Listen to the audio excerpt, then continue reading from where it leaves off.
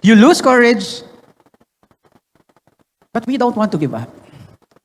Sino dito, ayaw mong mag-give up? Ayaw mo. Kulang-kulang kalahati. So mahigit kalahati dito, mas masaya kayo pag nag-give up kayo.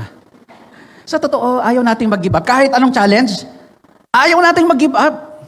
Pero ang tanong, how do we find the courage to rise again after every failure? Una, when we fail, our first move should be towards God. Can you say it? Towards God. That should be our first move. Before you go anywhere, before you consult anyone, why don't you go and consult God?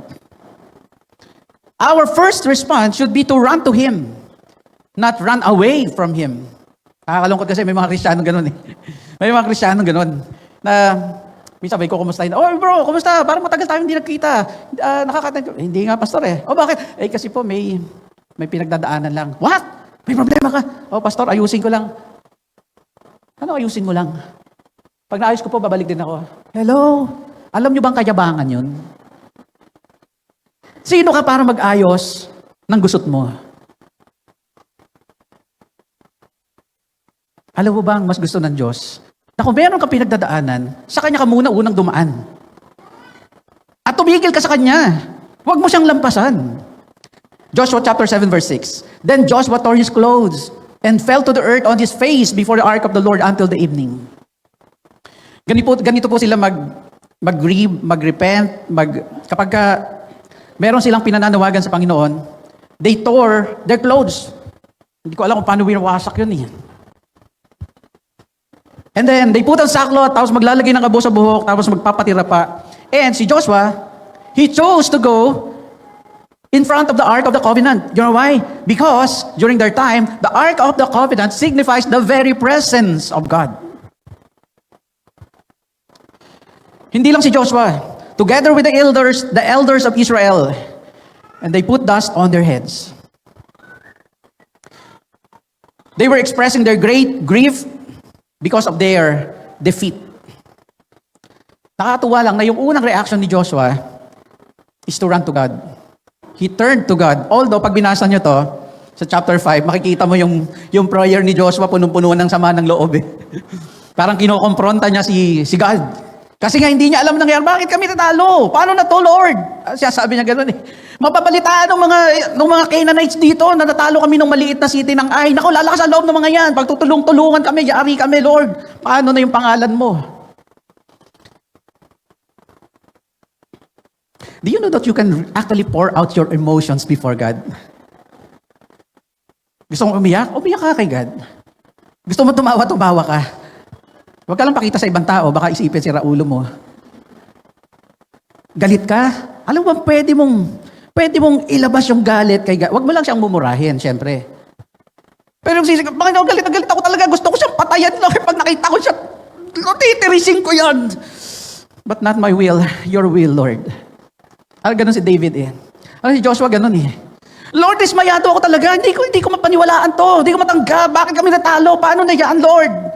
Pero nakakatawa sa kanya, ang una niyang pinuntahan, si God. Sometimes, God allows us to experience our weakness. Ito sinayaan ng Diyos na maranasan ng Israel yung kanilang weakness. Akala kasi nila sobrang astig na sila eh. Kayang-kaya, ay lang yan, no? Ay. Ang liit-liit niyan. Pero hinayaan ng Diyos na maranasan nila yung kanilang kahinaan so that they can find their strength in God. Pero minsan hahayaan ng Diyos na maranasan mo yung weakness mo, yung consequence ng maling decision mo, hahayaan niyang mangyari yon. Yung consequence ng sin mo, hahayaan niyang mangyari yan. Well, sinasabi natin na para sa mananampalataya, pinatawad ang kasalanan, di ba? Pero hindi ibig sabihin, binabaliwala ng Diyos ang kasalanan mo. There are times, hahayaan niyang maranasan mo yung consequences ng iyong mga kasalanan, ng iyong mga maling desisyon, para saan? So that you will learn to find your strength in God.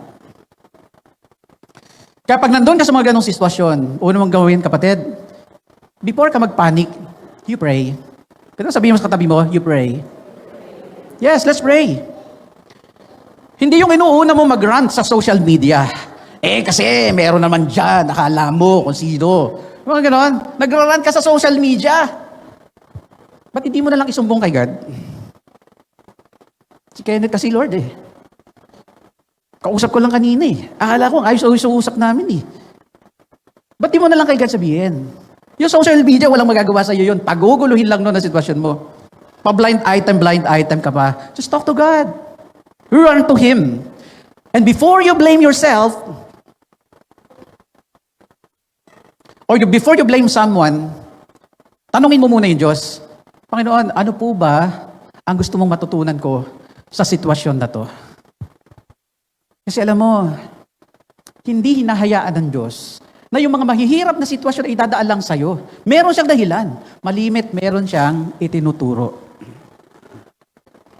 Pangalawa, when we fail, we must face what went wrong. Harapin mo. Marami kasi tumatakbo eh. Alam mo, harapin mo. Saan ba? Ano bang naging problema? Ano naging mali? Alam mo yung totoong tapang? Ito yun. Totoong tapang is when we are able to face what caused our failure. Marami kasing tao kapag ka nag-fail, the tendency is to withdraw. Hindi ako yan. Hindi ako yan. Pagtuturo, baka siya. Hindi, sila may gawa niya. Hindi ako ha. You know what? We will not overcome failure if we are not willing to face the cause of it. We need to face what went wrong. Joshua 7:11. Israel has sinned. Ito pala ang dahilan. Walang kaalam-alam si Joshua eh. Pero nung lumapit siya sa Panginoon, Panginoon, bakit kami natalo? Hindi mo ba kami binakapan, Lord? Ano sagot ng Panginoon sa kanya? Natalo kayo because Israel has sinned. Ano yung kasalanan nila? Sabi ng Diyos, they have transgressed my covenant that I commanded them. Hindi nila sinunod yung covenant natin. Ano yung covenant na yun? Sabi niya, they have taken some of the devoted things. They have stolen and lied and put them among their own belongings. Ano yun? Pag binalikan mo kasi, yung gera nila doon sa Jericho, sabi ng Diyos sa kanila, Jericho kasi was the first city that they conquered in the promised land. And, well, of course, you know the principle of the first fruit. The first fruit belongs to the Lord. Noong panahon nila, pag nagigera, yung mga army talaga, yung military, you can take spoil out of the plunder. Ito, sa akin to. Maganda to, akin to. Pwede. Pero sabi ni God, sa Jericho, don't do that. I want you to destroy everything. And the items of gold, silver, and bronze, you bring it to the Lord. That's the first fruit. Kaya lang merong isang nangupit. Si Achan. Si Achan. Nakakita ng bara ng ginto, nakakita ng silver, nakakita ng bronze, nakakita ng magandang cloak, inuwi. Tinago. Inuwi sa kanyang tent, binaon sa ilalim, akala niya libre siya. Wala naman nakakita eh. Kahit si Joshua hindi alam eh. Kaya nga si Joshua nagugulat, ano to? Bakit nangyari to? Lord, ano nangyari? Ito ang sagot ni Lord. Kaya kayo natalo. You are not able to stand against your enemy, you know why? Because you sin. And this is the sin. You know what? Israel's defeat was not a random event. Bakit sila natalo? Because there is sin. And you know what? God was not just concerned that Israel lost the battle. Well, of course, God is concerned on that. Pangalan niya yun eh. Pero more than losing the battle, God is more concerned about the condition of the hearts of His people. Do you know that? Yes, God is concerned about your situation. But He is more concerned about your heart's condition. And so God commanded Israel, don't take a spoil. But because of Achan, the entire nation sinned. Si Joshua, nakita niya lang, was a military problem. God, there must be something wrong. Turuan mo kami strategy, Lord. It's a military problem. Pero alam mo, sabi ng Panginoon sa kanya, underneath that problem is the bigger problem. It's a spiritual problem. It is sin. And it has to be confronted. Tandaan po natin to. We cannot overcome what we refuse to confront. Yung mga bagay na ayaw mo i-confront kasi natatakot ka, hindi mo malalampasan yan.